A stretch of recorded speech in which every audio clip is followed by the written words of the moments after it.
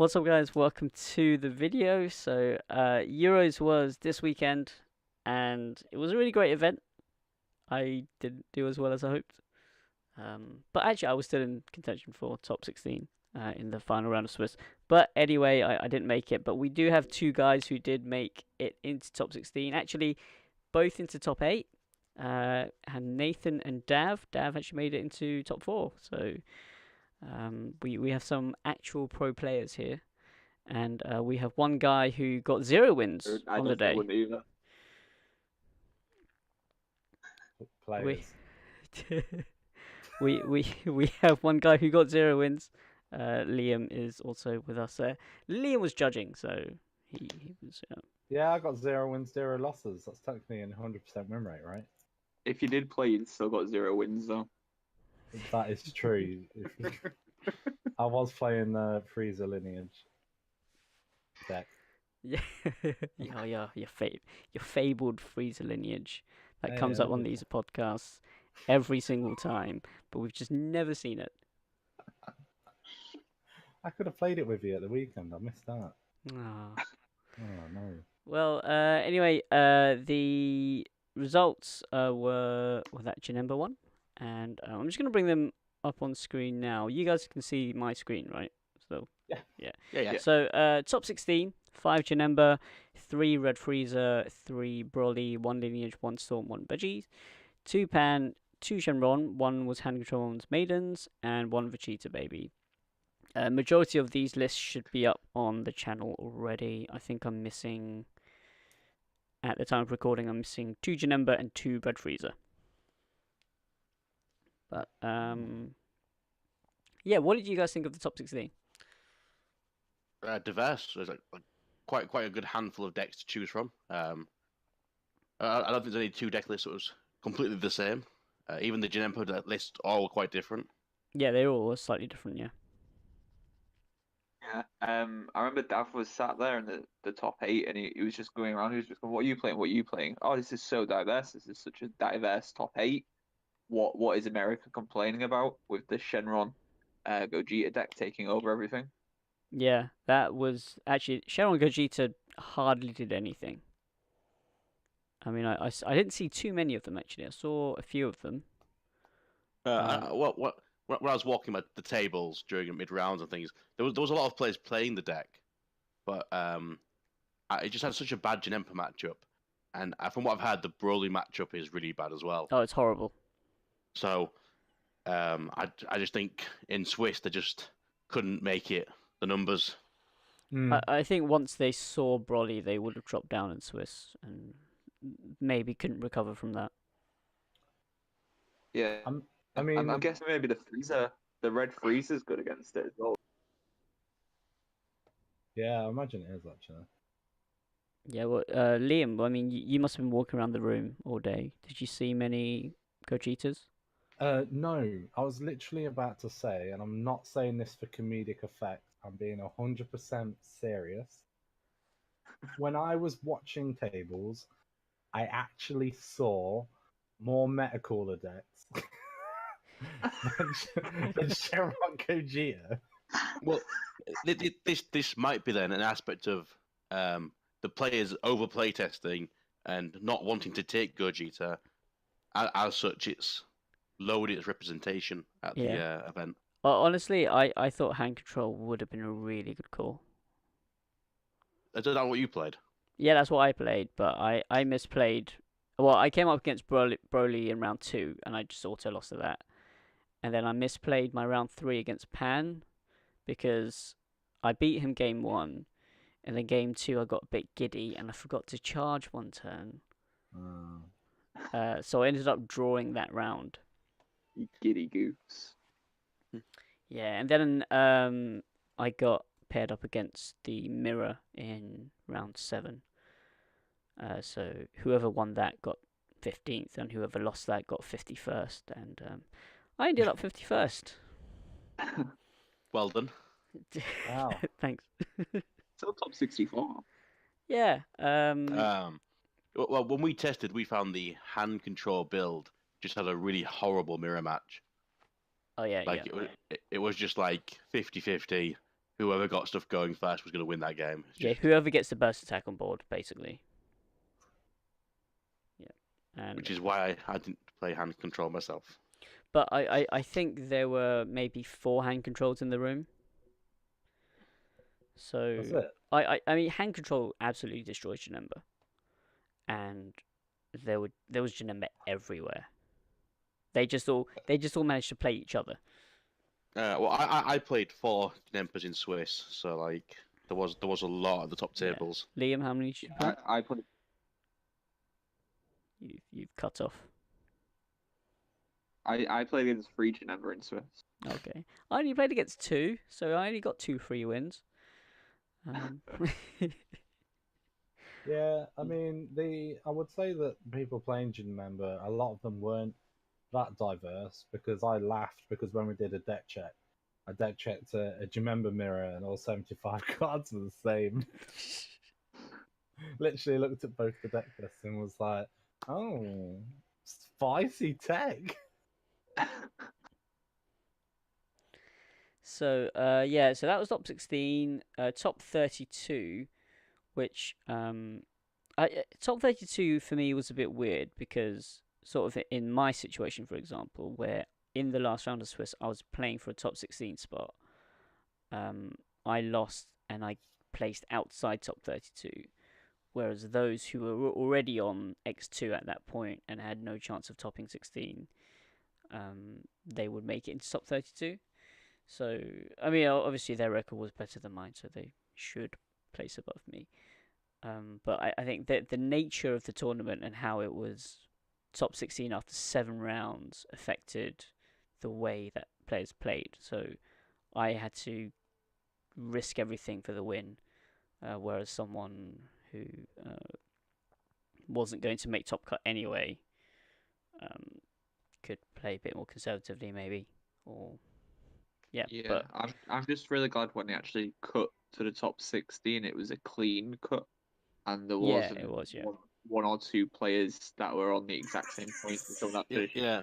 Well, what would have been a really good video would have been Mills's face when they started announcing the top cut. His panic as each name was read off. No, I don't think you can talk about panic. You were on X1 and you were bricking it. I was like, Dav, no, you're guaranteed. You're in. You're like, no, I don't know. I like suspense. I like to build it up. I was pacing the room. I just didn't want to talk to anyone. Everyone's like, "Oh, you're in." I was just like, I might not be in on X11. I was just I was pacing the room. I just didn't want to see anyone. There were only 2 X11, so it was just you and Remco, who was my opponent in some round Swiss. So yeah, No, it was good. That was a Are clean you cut. sure? Yeah, No, it was. that can't be right. You, Because I was 14. oh, so there must have been 3 then, because he was 15th. I guess there were 3. Yeah, because everyone that was X11 made it in because it was a clean cutoff. Which is good. That's good. Yeah. The one criticism I have of the event would be I think it should have been a 2-day. They should have done Swiss on the first day, and then done a top cut on the next day. Yeah. Because time was a bit pushed. It was very, very pushed. But anyway, we'll look at the top 32. 11 Janemba. So as I said, that Janemba was everywhere, and I think a lot of Janemba players were complaining about the mirror. So, and I thought I saw a lot of mirrors being played. Well, if not just Janemba. So Janemba, there was 2 distinct lists going around. There was the sort of the more stally, these are the 2-drop Goku. I keep thinking it's striving to be the best, and using a lot of 1-drops and things. And then there's another build going around that was using the Vegito and the Deadly Defender Vegeta was going around. Yeah. So I think those actually rose to the top. The ones with the Deadly Defenders over the Vegetos, and the ones playing Psychic Demon. Yeah. But we'll move on to that in a sec.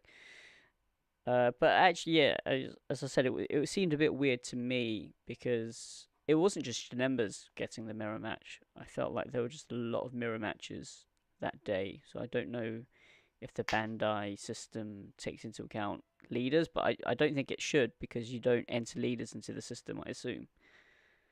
I doubt, dude. would have done that because they wouldn't have had the data to enter it until Yeah. after they collected the necklace. So it might just be a random. an anomaly you've noticed yourself rather than just out of chance. 'Cause Yeah, could be. I played one pan mirror in the tournament, so Oh, okay, yeah. actually I was surprised by how much pan I saw on the tables, to be honest. I told you it was a solid choice. Yeah, pan was my second choice. I played against two pan, and yeah. So again, I think hand control has a decent matchup against pan. So I think my list of my list of pan. Your list might have been different. But Yeah. we won't ever know, will we? Oh, we can have a friendly. What's one of those? Money match. We'll see. So there's 7 Broly, 3 Swap, 2 Lineage. So assuming Swap just means the into Bardock Ape, and Lineage would be with Path of Greatness. 1 Veggie and 1 GT. I thought GT would do a bit better, but only 1 making it to top 32. I spoke to Aaron with the Broly's, and he said the GT build's inconsistent. So the longer in Swiss we go, the more GTs that will drop down. Yeah. Okay. When it It's- goes off, it's a though, big- it's amazing. What was that? If you go for the win and you don't get the win, you're dead. There's nothing you can do. I don't know. I played Especially- against GT in round 2. He got a triple flash out. He didn't kill me, but because I was playing hand control, I was like, well, I can't do anything. Okay, maybe not against hand control, but against any other deck, especially if they can then clear the triple flash. If they clear the triple flash after you've put all your resources into it, there's no coming back from it. I played that quite a lot, and I found it to be such a glass cannon that it wasn't worth playing over 7 rounds of Swiss. And Over then, over veggies with 4 Shigesh. Veggies is very consistent. I think of the Broly's, the best one I saw was the one that Aaron sort of was playing, where he was literally just playing like a swap engine that tried to go into the ape as fast as possible. Yep. But again, I mean, that was susceptible to Ginyu. Yeah, but who plays Ginyu? Well, you mained 3, I mained 2. It's just such a Look, good. that Ginyu is everywhere. Moving down, 5 Red Freezer.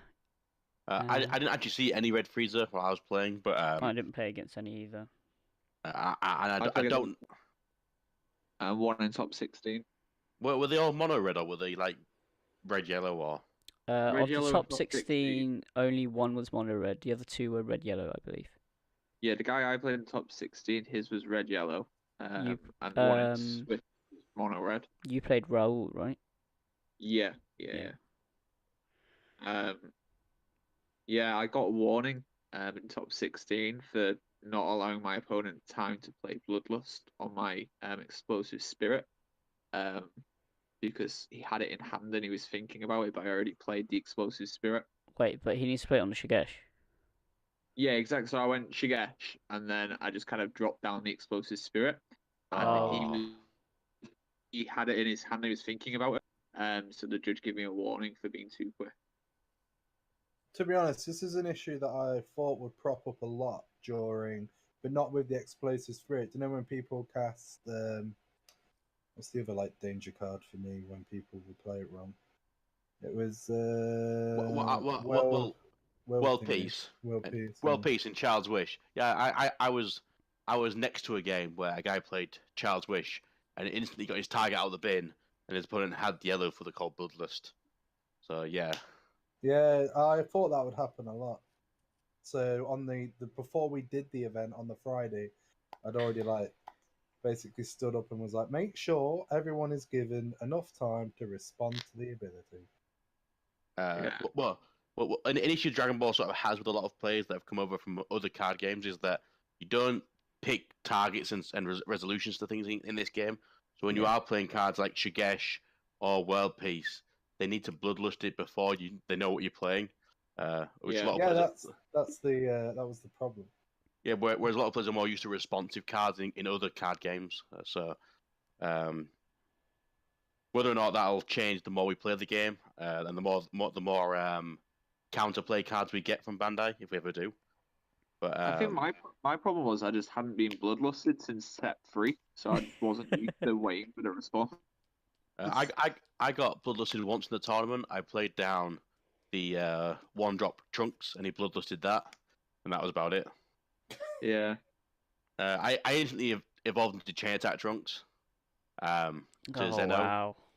But I don't know. You clearly didn't want to take that critical damage. But yeah, so 5 Row Freezer, 3 Pan, 1 Earthlings, that was Dav's, 1 Mono Red, which I believe would have been Johnny's, and 1 Spaceship. 3 Shenron, only 3 Shenron. So 1 Gogeta, 1 Hand Control, and 1 Boo.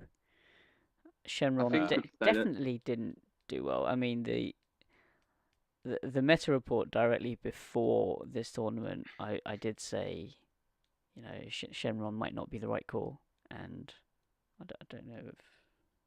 Yeah, I think we've said it already. There's so much Janemba, and it's just got a bad matchup against Janemba, so it's not going to do well in an environment where the most played deck is a counter to it. Yeah. And I was talking to Blaine actually. He said he made top 16, but then he's the one who dropped from top 16, giving the baby Vegeta a free pass into top 8. Blaine basically said he played a lot of mirrors and his opponents just didn't practice the mirror that much for some reason.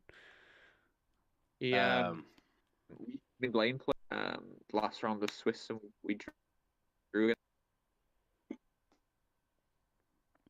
What was that? Me and Blaine played against each other in last round of Swiss, and we drew against each other. Oh, okay. Oh, that was your draw in the last round. Oh, so that's probably why you were so nervous about making top.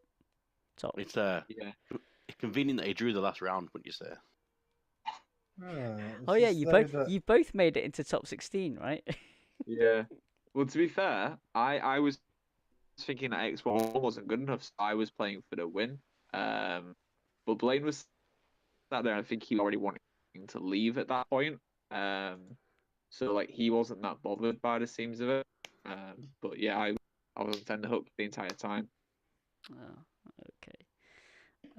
And then moving on, 1 Vegeta Baby, 1 U7 Freezer, Victory Strike, and 1 Gogeta, like starter Gogeta. That sneaked in somehow. Vegeta Baby, no idea what it does. I know there's some ridiculous turn 1 play it can do. Liam, you know what it does. I have played it a lot, but I haven't actually played the one with the promo. But I don't think it's turn 1 that you're afraid of. It's turn 2, right? Turn 2, you can get the 6-drop ape out. Yeah, perfect conditions you can. Yeah, if you can. But then again, that requires like a pretty nutty hand to actually do it all on turn 2. It requires like a lot of the chain, right? Yeah. I don't think you can literally just. You have to have it in your hand. Yeah. There's a top 8 profile. He goes through it. Fast. I know that the very first judge call I had of the whole event was because of someone playing that card. Someone, it was Vegeta Baby against, I think it was Broly Lineage, and the turn 2 they played the 6-drop ape, which is all fine, but then the guy tried to chain into the full victory strike on turn. Is it turn 3 you can do it if you get the complete chain off? Is it turn 3 or turn 4? Turn 4, because you've got to pay 4 to to do it, I think. Yeah. It's Sparking 7 for red. Sorry, for yellow. To swap into Height of Mastery, and then you need to awaken. Yeah, well, what happened was the guy had the 6-drop baby at, and then he tried to do the whole chain. It could have been turn 4 then. So he played the Sun Goku, whichever one it was that he played. He then got minus 20k took off of it, and then he evolved on top of it, and then he didn't realize that the negative carried over. Oh, so it got dropped. Yeah, so I think he just completely hammered himself. So if you evolve over it, it's counted as playing another card, and then it just gets negged again. Well, yeah, because you know, like when you Senzu Bean and you evolve, you still get to keep the 5k. Yeah. Yeah. All boost and negatives remain. You just your double strikes go away. But for some reason, the player who did it assumed that only pluses would stay and minuses would just drop off. Oh wow. Speaking of rulings around the baby deck, my friend Chris, he was playing the Revenge Death Ball, and he played 2 of them against a triple strike Vegeta, I think it was. And he was like, okay, so he just dies because it's got minus 30k in its base power. And the guy was like, oh no, because I've already comboed, so its power is above that, so it's going to be alive. And they called the judge, and the judge ruled it incorrectly. What? The judge said that because they've comboed, it stays? Yeah. Comboing isn't part of its natural power.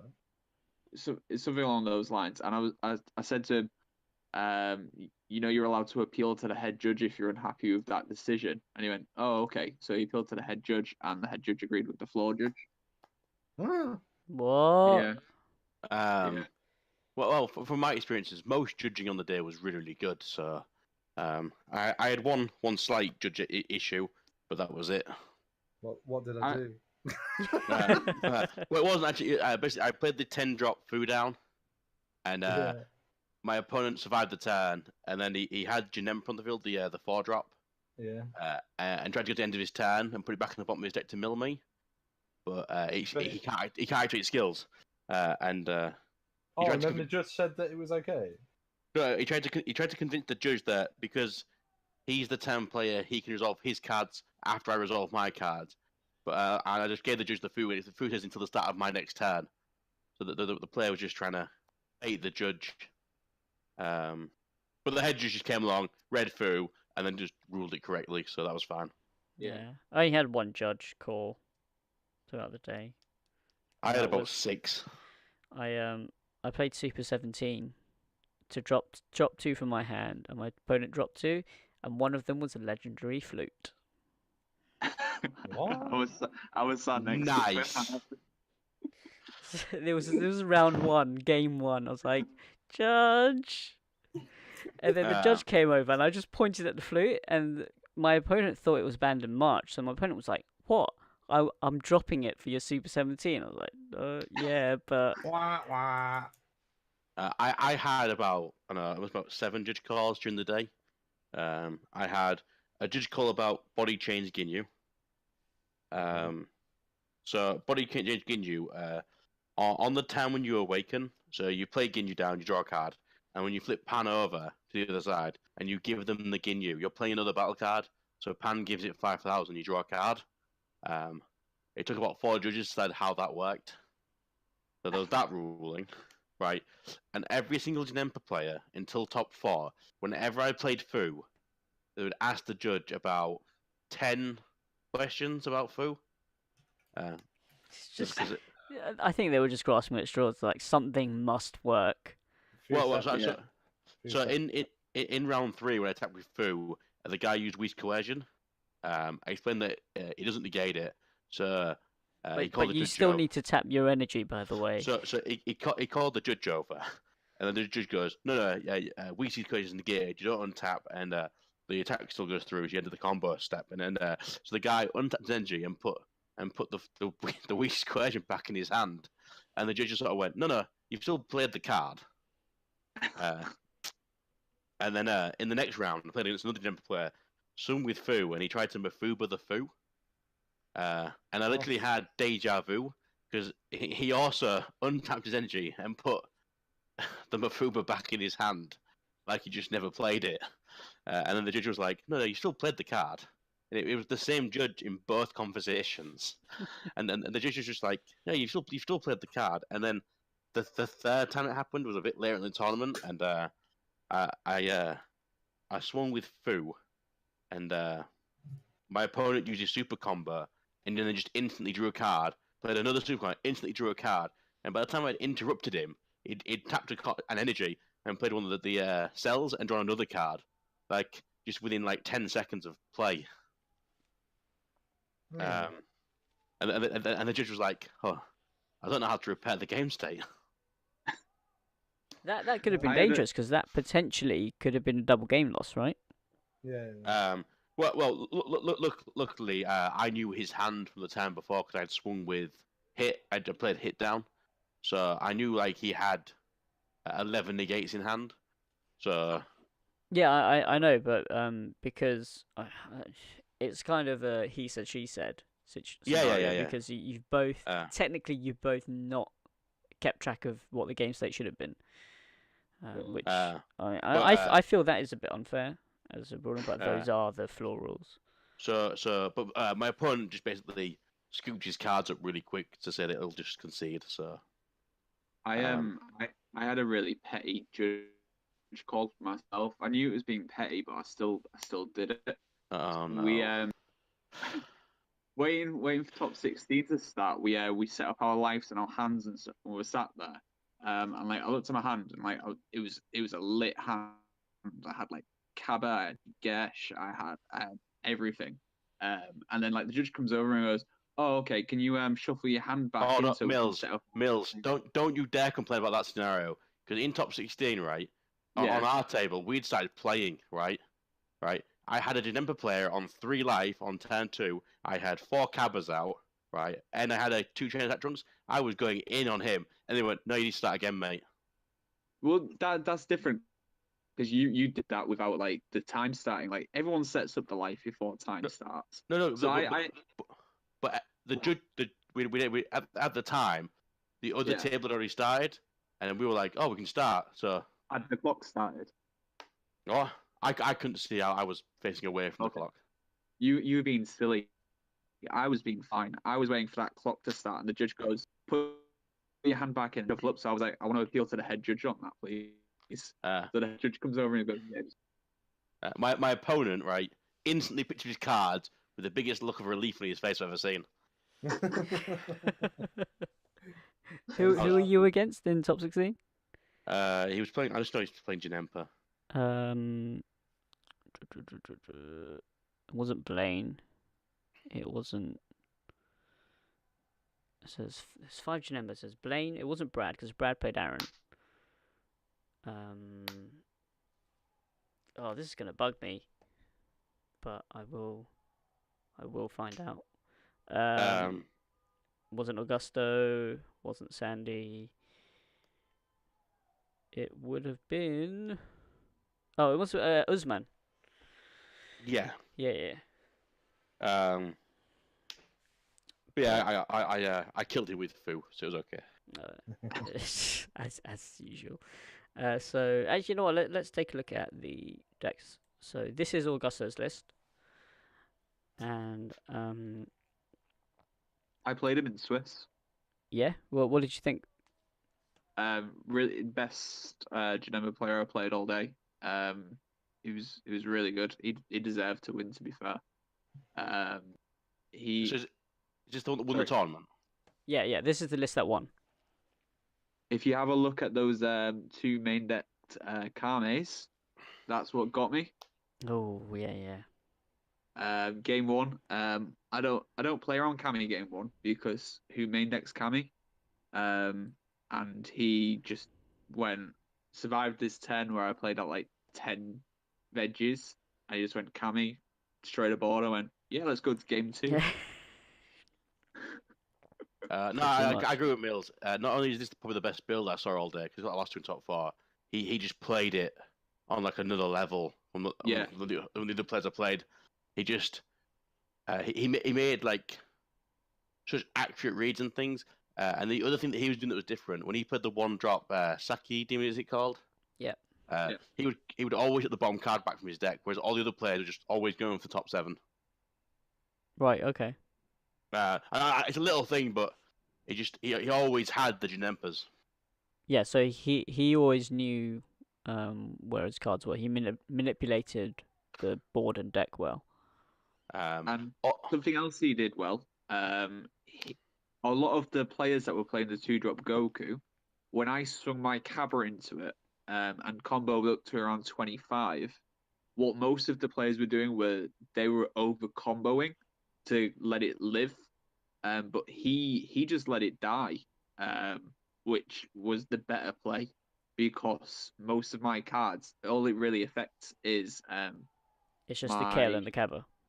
It's just the Kale and the Cabba. And realistically, it's just the Kale, because that's the one that draws. Yep. And I don't even want to be drawing against Janemba, really. So what he did by not over protecting that Goku was the correct play, whereas all the others over protected it, which is what I wanted them to do. The other thing that I think he did really, really well was he switched to aggro from mill seamlessly. Yeah. Like in our game one. In our game one, when he realized that he's already on 3 life, and I was just going to aggro all in, he realized that he wanted to let me out, and he just instantaneously decided to hit my life. He did the same to me. Absolutely the same to me. He was really, really good, and he deserved the win. Yeah, 100%. I can't agree more. Fair. And in his deck profile, he was adamant on the Psychodemon being needed. And I mean there was a bit of debate about that going into this event, whether you want Psychodemon. I think there still will be moving forward. I struggled more against the lists with it than I did against the ones without it. Yeah, I think the only argument came from the American player base, and they're quite argumentative amongst themselves, and I think they'll just start an argument in an empty room, half of them. But no, actually, no. I've been seeing some posts in the group this week from some of the top players agreeing that Psychodemon is needed now.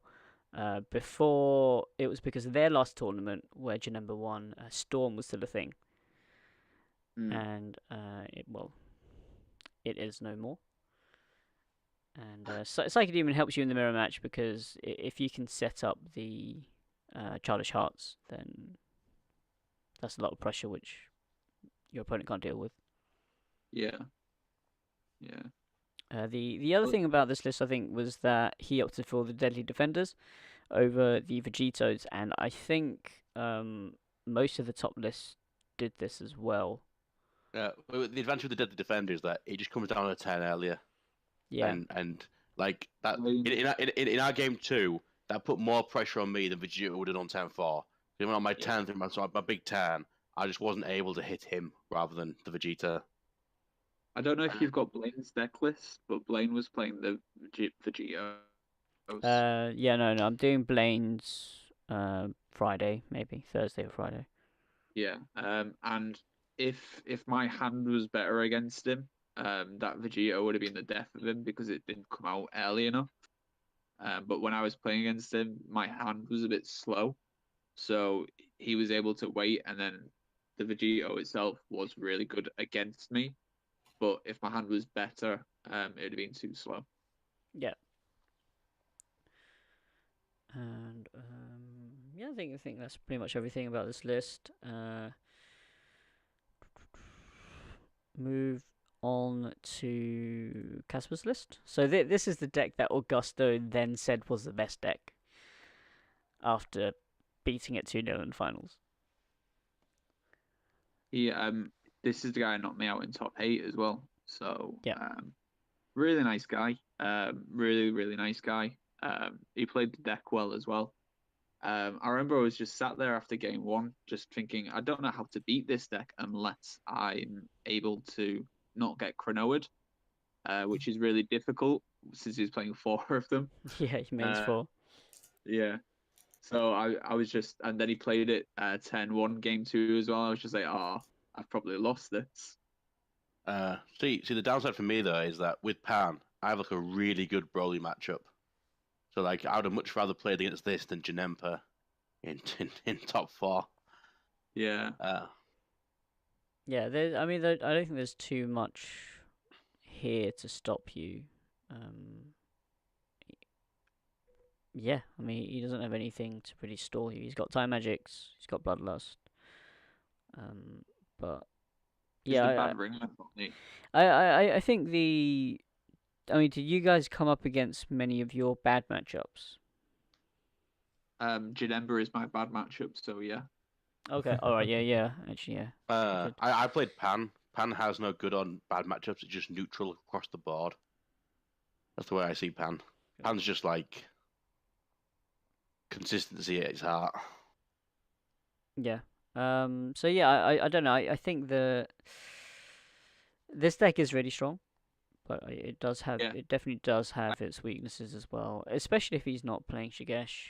But you know, there's pros and cons to Shigesh.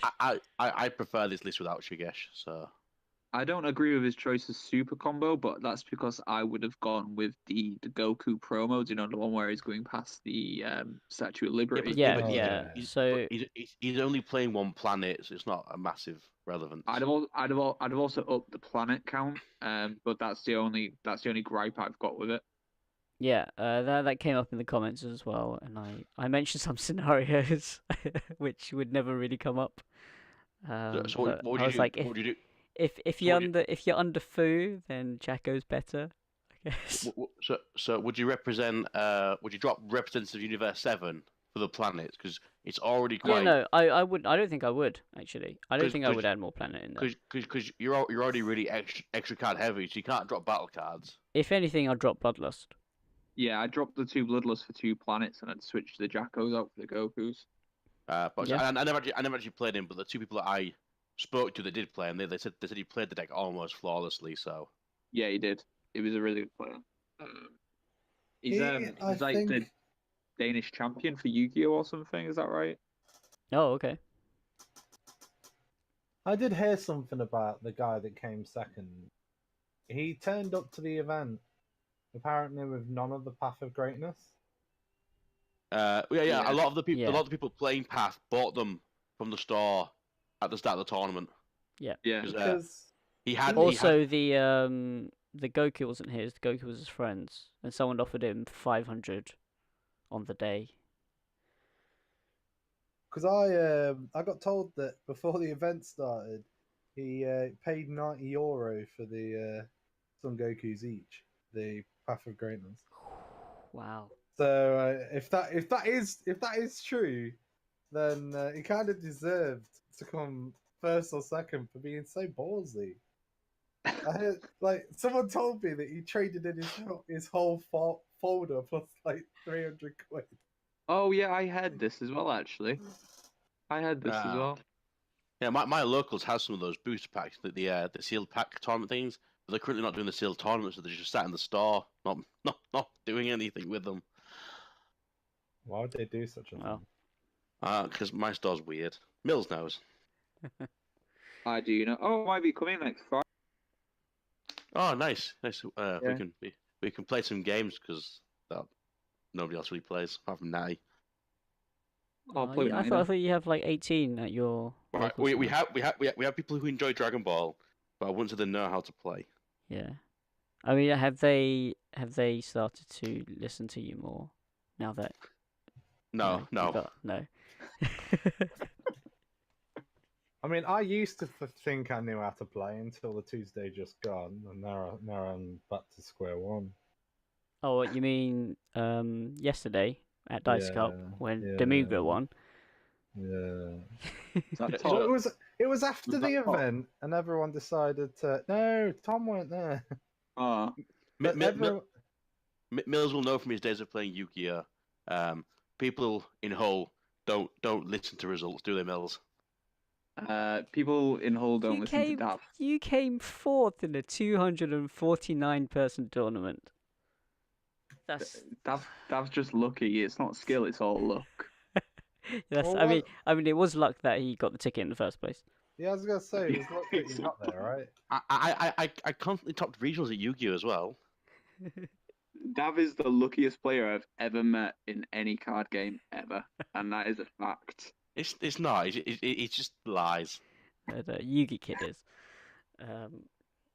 But moving on. So this was the list that was most interesting.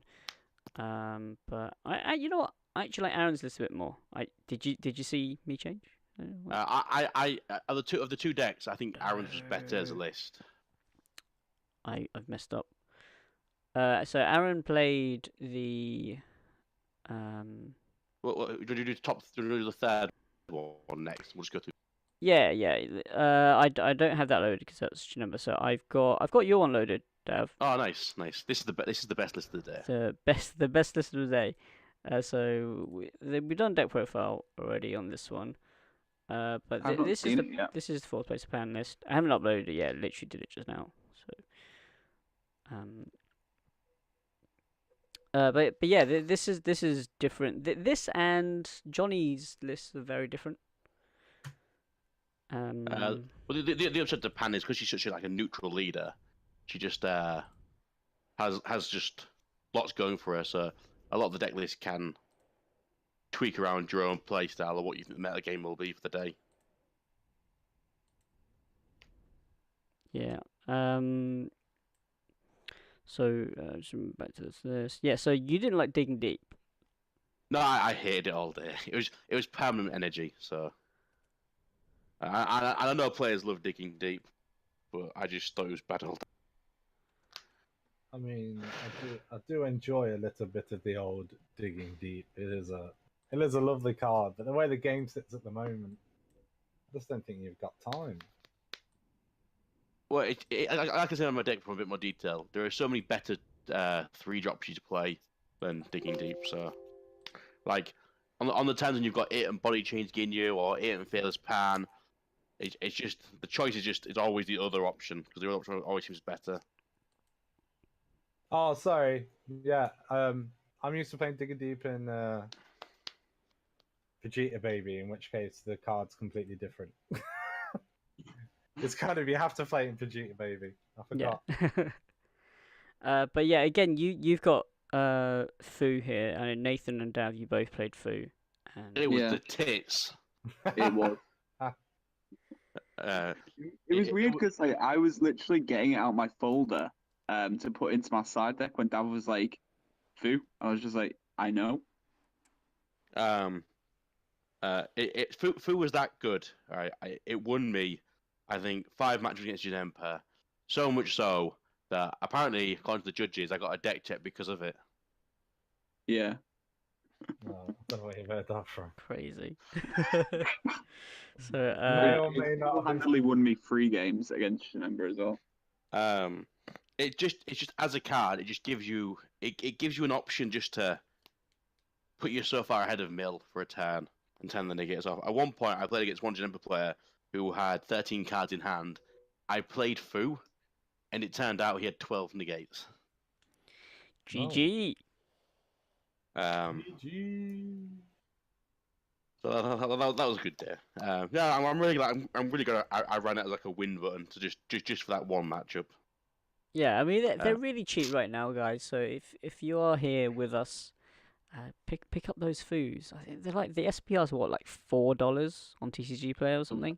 Let's be They honest, might have gone up. $4. They might have gone up slightly, but I mean, in theory, I didn't do it at the tournament, but you could also use it against Shenron decks because your turn 6 is always before their turn 7, so they couldn't World Peace or Child Wish during their turn.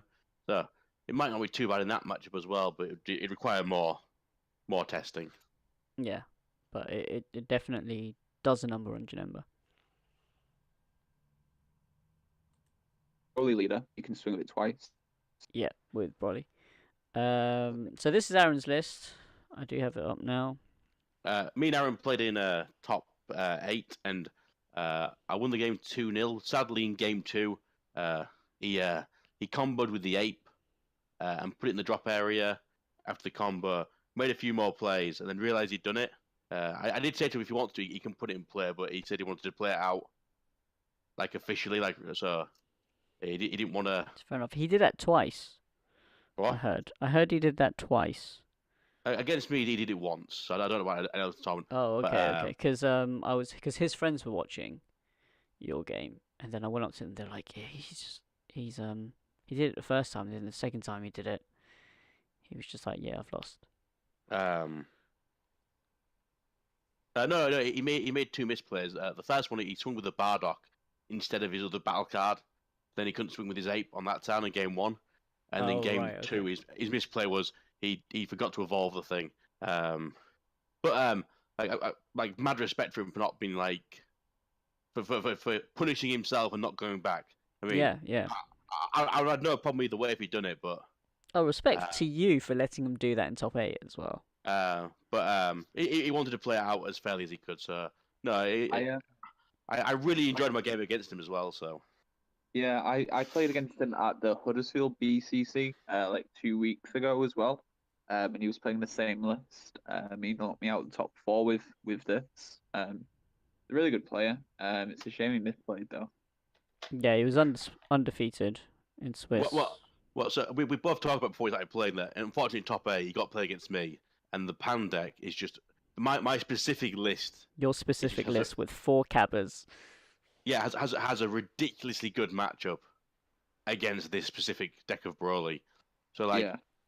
if in top A I had played the other Broly player, or if he had played the Janemba player, he could have won the whole thing. Just the pairing didn't going his way this time. Yeah. Yeah. That's one thing I learned. Like pairings just make such a big difference. I'm not taking Yeah. anything away from the top players who tops. All fantastic players. But I think quite a few of the Janemba lists, like there just wasn't any hand control really. So, In the room. Yeah, well, it's why I chose Pan, because Pan just seems to have, like, as I keep saying, neutral matchups across the board, whereas some decks just have decks they come up across they just can't. Yeah, do because too like much. I feel like if I could have avoided Casper in the top 8, because of his 4 main deck Chronoas, I'd have had a better chance of getting into top 4. But that's just how it works out. Yeah. But no, you still got top 8 with playing for Yeah. Shigesh. Which I don't know how else you're meant to play it. Ironically, against Aaron Nathan top, can't play any deck without for Shigesh. when I played him in top 8, I actually sided in my Chronoas, assuming he had Shigesh. Oh, Turns out he didn't. it's the pro plays, mind games. Like I mean, but- you would expect this list to have Shigesh in it, but yeah, you played the Gokus, and I think a lot of players just turn 1, you mulligan for your Chronoa, then you play it turn 1, and actually you've wasted your turn 1, you've wasted your mulligan. Yeah. But against the decks that are using Shigesh, that's the best possible thing to do. Oh yeah, definitely. I mean, Yeah, 99 times out of 100, you're doing the right thing. Yeah, because like Mills cried about Chronoa all day, so I mean. Because everybody Chronoa'd me every game 2, and I think I only played like 2 or 3 game 3s Yeah, the entire day. But yeah, game but- 2 and 3. Yeah, but Mills, that's your punishment for playing Shigesh. I should be For rewarded for playing Shigesh. Shigesh. I should be rewarded for that. People should carry me on their shoulders. And, you know. Actually, talking about super combos, in round 7, the last round, you know when you're in like table, let's say you're at like table 130, you're at the very, very bottom. But you Yeah. haven't dropped Oh, because you have some like- pride. Yeah. Like it was literally, it must have been in the bottom 5 tables. Like I'm gonna be honest, in round 7 and the bottom 5 tables, nothing's really relevant. Because you're not gonna make top 64. You're probably not even gonna make top 150. But there was a match that was going, and one of their friends came up to me and went, "I think the opponent has paid 5 super combos this game." And I went, 5 super combos? And they went, yeah. And then they went, yeah. And I was like, but they're in the bottom 5 tables. If you're going to cheat, you'd at least win. So then I stood there and watched it, and it went to game 2, and he was running some amount of one and some amount in another. He was running the 2 piccolos and 2 of the Kibita Kai. No, I can't remember what the other one was. I think it's one of the sparking one, whatever it's Well, called. great sailor man. Yeah. So he's running two of each. But I had saw some amount. And then I went up to the. I was a little bit dubious about doing anything because I was like, it doesn't really matter. Like, this is one of the most redundant games I've ever watched in my life. Whoa, but for the integrity of the tournament. Yeah. So then I went up to the head gym. I went up to the head judge and was like, technically, if he is playing 5 super combos, we'll have to do something. And he was like, we'll wait for them to get to the end of that game, and then quickly just deck check it to count it, make sure that there's 4. And then I was like, yeah, but if he is, like, this is in my head what I was thinking. I was like, if he is and he loses this game, it's gonna be shit that you get like DQ'd in the last round in round 7 for having 5 super combos. That guy must have but it turned out he was just running 4, and the opponent was obviously miscounting. And I did everything correctly, but it felt stupid to deck check someone in round 7 when they're at the bottom table. I was like, be careful, lad, you don't want to go into the top 16. Okay. Speaking of DQs, before the tournament started, there were a few DQs because people were playing, was it French cards? Yeah, one guy turned up with an 100% French deck. Which that which was they allowed, because wasn't they it? said it was going to be allowed, right? I think it was. I think there was some contention of it being allowed to a degree or something. They made an announcement on the event page, but then after they DQ'd the French players, they deleted. Yeah, so they actually made an announcement on the day as well. This was before the DQs. They said if you can only play French cards and Italian cards if your whole deck is in that language. It's something to do with it's something to do with the way they print cards over in France, isn't it? Because they're a bit different to our English that's what prints. I heard. Yeah. The print's a bit different, so you could potentially stack it, I guess. I was disgusted by it, to be fair, because because they were just flip flopping. Yeah, they said that they could do it, so they sat there happily thinking they could start. If the event organisers stuck to their guns and said, no, you're not playing the French cards, they could have done something in the time between them arriving at the event and the start of round 1. Yeah, because when they made the event announcements, they said only English cards are allowed, and people complained about that, and nothing was done until the morning of the event where they said you can play them. It is allowed. So basically, what we asked on it was, if this is the European Open, all European cards should be allowed. Otherwise, it should really be called the UK Open. I mean, that does make sense, except that the French National Championships, you were only allowed to use French cards. That's the French National Championships. Yeah, so was this the UK Open or was it the European Open? No. When it comes to the actual tournaments, the French Open was literally called the French Open because one of the requirements of it was using French cards. No one could turn up and use English cards. It was the French Open using French cards. Yeah, and I'm pretty sure they made a point that this was the English version of that. It literally is translated the exact same event, apart from the rest of Europe uses English cards. The Italian cards have only just came into circulation recently. Haven't they only got set 3 now? Don't know. They're nowhere near even caught up. I wouldn't be annoyed about it if they didn't say that the cards will be legal. If on that morning they didn't change their mind and say the cards will be legal, so the French players would have sat there thinking, okay, we're ready to play in the tournament. In the time, like I was saying, they could have approached Rennie, they could have approached the other vendors that were there and said, look, I've got a full French deck. Can you give me the English card equivalent? And I will give you compensation of €50 for the day. I would have, if I was the vendor, I would 100% say no to that, because the French versions of all the cards are worth literally like 20% of the English version. I would say as long as you swap them back at the end, that's fine, and that's why you give them Yeah, money yeah. gold. But the issue there, Mills, is wear and tear on the card, the seller. I mean, that can all be worked out where if you damage a card, you pay for it. Like, No, it could just Victory be Strike in commons. English I mean, is we're now. talking about. We're not talking about Demigras or anything here. Yeah, the guy, one of the guys was playing an announcer deck. I mean, what's the most expensive card in that? Like the 20 quid SPR. Right. I think the best solution to this is for Bandai and who was the tournament organizer called again? I forgot. Tournament Center. TC. Tournament Center. Well, okay, I think they should lesson they're going to take from this is that to be more organized before an event when they announce things. Yeah. Oh yeah, because they were awful. But the overall actually running the event itself. Let's clarify. They were awful at the announcements, but the event was run very smoothly. On the day. Oh yeah. On the day, the event was amazing. Before the event itself, they were. So before the event was announced, they failed to announce the tournament format, and they've made this mess with the language of the cards.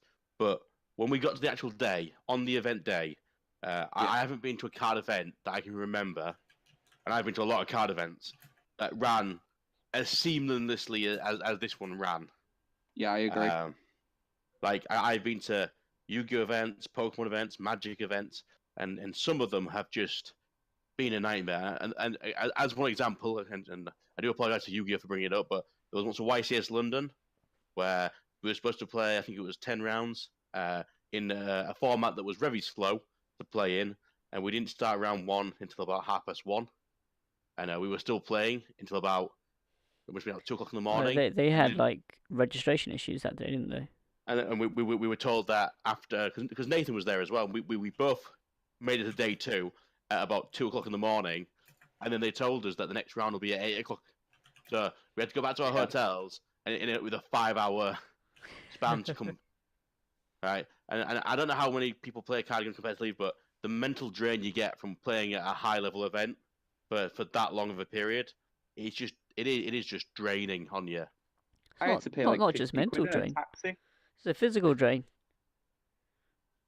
I mean, I burned 3,500 calories that day. Well, that's because we didn't have time to go get food. Oh no, it was just the heart rate was up, and I was in fat burn for about 14 hours straight. But to just going back to the way the event was run, if we do it on a rating system, if we talk about before the event, I'd give them a 2 out of 10 for communication and actually setting up the event, and then during the actual event, I'd give them something like a 9 out of 10 because it was so solid. It was very, very smooth. If they can get the level of consistency for the actual event prior to that with communication and actually letting players know what to expect, they'd be amazing, and this game will just grow exponentially. I mean, I think for the stuff before the event, I think they've learned their lessons now. Because I don't think so. You don't? No, because the day before the event, Dav found some rulings on the top cut regarding the rules, which was based on hand deck size, and if both players were tied after the 60 minutes. When he says I found some rules, I downloaded the PDF from Bandai, which stipulates all of the time procedures, time policies, policy for cards, and then just an overall bigger, large rule book for the game to establish how things should work at a tournament setting. Anyway, I messaged them at around 2 o'clock, and they didn't reply to me whatsoever. All I did was say, "Can you clarify? Are you going to be following these rules?" Yes or no. They didn't reply. Right. Okay. I asked them at the judge meeting on the Friday about it because you messaged me. Yeah, I asked you as well. Because I didn't know. And they said that because it's the first event that they're running, they have to follow everything that is set out by Bandai. So why if Bandai says that the top 16 is ran in that manner by how much as as a counterpoint to you, Mills, with that one is that basically that PDF I downloaded can be downloaded by every single player on the official Dragon Ball site. So Yeah. rather than messing the tournament organizer, as a player, you should always look for the official tournament policy and just download it yourself. Yeah, no, I accept that, but it'd be nice just to get a reply just confirming yes. That's what's going to What, happen. you're gonna Because get- they saw the message. They saw the message straight away Right, because of, keep in mind they'll have been messaged by 300 players about tickets, about event rules. Yeah, they probably saw your message and thought, "Oh, it's him again." Right, okay. And probably fine, they were generically replying to people, look at the tournament policy. But after so long. Yeah. no, I accept. Well, I was lack of discussion. Yeah, we're not getting any of that, are we? Well, keep in mind, right? The people who run these events don't technically always play them. So they were. We saw them in the hotel afterwards. The TC guys, and they were playing with starter decks. So they just about learnt how the game works. But yeah, and we've had you had the same problems every card game you play. I think other than Pokemon, Nintendo do their own events, but I think everyone else uses tournament organizers who don't necessarily know how to do that. They just know how to run events. It was quite funny because they asked us. They're like, "Oh, if someone negates the leader attack, do I still get the auto?" It's like, yes, you do. Like these really newbie questions that you get. But the other thing I want to talk about was I think Dav, I think it was you mentioned to me there were a lot of female players there. Oh yeah, okay. So I noticed it from playing. Oh, you did you? From playing not like that. From playing other card games like Magic and Yu-Gi-Oh, the ratio between female to male players is like astronomically big. And it always has been a thing with card games where getting the female player base in is a big struggle. Pokemon has done it really, really well. They've got quite a diverse sort of level of people. And I thought at the event we as like a player base we had quite a lot of female players at the venue playing the game. And whether or not that's because the anime is like an opening to playing the game, or if it's because they have people who also play the game, it just increases a bigger card pool, a bigger player base, a bigger community, and more inputs looking into the game. Yeah. So yeah, did you get a number? Well, I asked a few judges, and I got 3 different numbers, so I don't want to quote any of them because We'll average them. What were the 3 numbers? Well, it sounded like the average might have been around 30, if we were to estimate. That's really good. That's yeah. Yeah, compared to I've been to Yu-Gi-Oh events before where they've had 300 players, and I don't think you've seen a single female there. So like in a comparison, and Magic's the same as well. So yeah, Magic is the same. So it might not sound like a big deal, but for a game that's as young as Dragon Ball, going forward, 12%. It promotes a much healthier game. I played against a female player, actually. Dragon Ball is such a likable show. Like I never really watched it. I only play the game because it's a card game. I've only started. Have you finished? Where are you now? Where am I now? On a serious note, Frieza's just about to land. No, not Frieza. Vegeta. So you're in the Saiyan saga. Yeah, like Goku got shot by a laser cannon from that green dude. It's called Special Beam Cannon. Piccolo. Nail gun. Yeah. Okay, so on the flip side, I'm a massive Dragon Ball nerd, so I think you are as well, aren't you, Mills? Yeah. Not as big as you, but yeah. So it was the point that when I used to play Yu-Gi-Oh and Magic, I used to have a Majin Buu playmat. Yeah. The Miley Cyrus. Oh, that was prime material. That was. Remember when you used to have the Miley Cyrus top trumps as token? Oh, that was spectacular at top 8 at Sheffield. What? It's like a long running joke. It wasn't a joke. He was in love with her.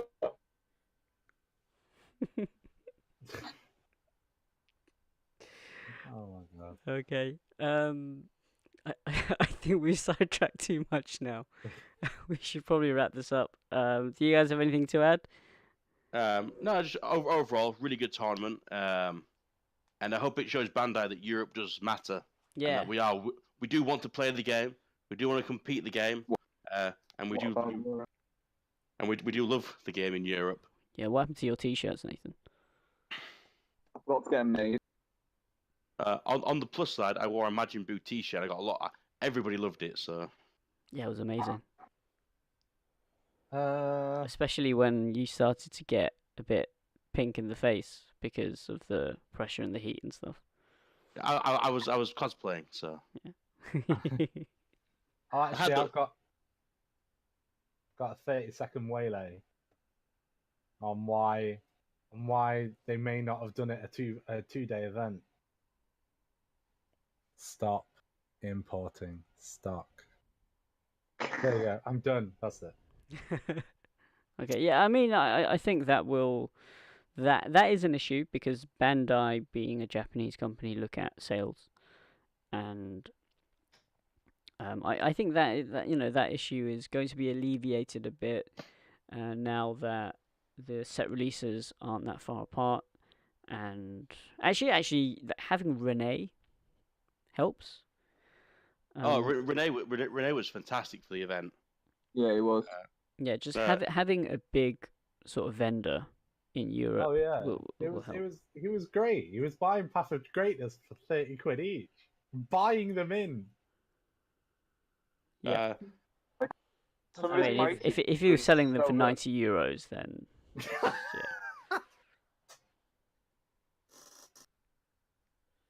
Great. But yeah, okay. I think that's it. We'll wrap this up here. Thank you guys for being on the podcast. Thank you Congratulations for again. having us. Thank you. Congratulations, Dav, Nathan, on your top, Thank you. and thank you if you're still listening or watching. I don't know if there is anyone. Bye. If they did make it to this point, they need to comment. What you cut Oh off yeah. there? What'd you say, Nathan? I said if they made it to that point in the video, they need to comment Miley Cyrus is the best down below. Miley Cyrus is the best. Hashtag Miley is the best. Miley #1. Clap, clap. Yeah. All right. See you guys.